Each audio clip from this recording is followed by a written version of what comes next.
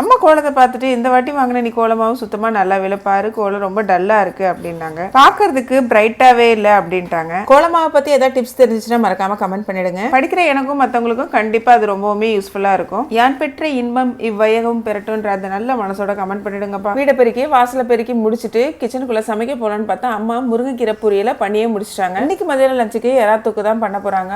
அம்மா எப்பவுமே சமையல் சிம்பிளா தான் பண்ணுவாங்க. ஆனா டேஸ்ட் பாத்தீங்கன்னா செம்ம சூப்பரா இருக்கும். தேங்காய் எண்ணெய் ஊத்தி கடுகு போட்டு தாளிச்சிட்டு 1.5 வெங்காயம் கூடவே இஞ்சி பூண்டு இதெல்லாம் ஒன்னா சேர்த்து சாப் பண்ணியாச்சு. பொடியா நறுக்கின வெங்காயத்தை எடுத்து எண்ணெயில போட்டு நல்லா பொன்னிறமா வதங்கினதுக்கு அப்புறம் ஒரு தக்காளியும் சின்ன சின்னதா கட் பண்ணி சேர்த்துட்டு தக்காளி நல்லா மசிஞ்சு வர அளவுக்கு வதங்க விட்டுட்டாங்க. 3 டீஸ்பூன் குழம்பு மசாலா தூள் சேர்த்துக்கிட்டாங்க. அப்புறம் தேவையான அளவு உப்பு சேர்த்து நல்லா மிக்ஸ் பண்ணி விட்டுட்டு கிளீன் பண்ண எறாவை எடுத்து இந்த கிரேவி கூட சேர்த்து நல்லா பெரட்டி விட்டுட்டு அரை செம்பு தண்ணி ஊத்தி அதை நல்லா சுண்ட வத்த விட்டுட்டாங்க. கையோட அப்படியே காலைல டிஃபனுக்கு இட்லியும் ஊத்தி வச்சுட்டாங்க. நல்லா வத்தினதுக்கு அப்புறம் கடைசி கொத்தமல்லி இலைகளையும் தூவி விட்டாச்சு. நான் என் வீட்டு சாப்பிட மாட்டேங்க, அதனாலதான் தயிர் எடுத்து வச்சிருக்கேன்.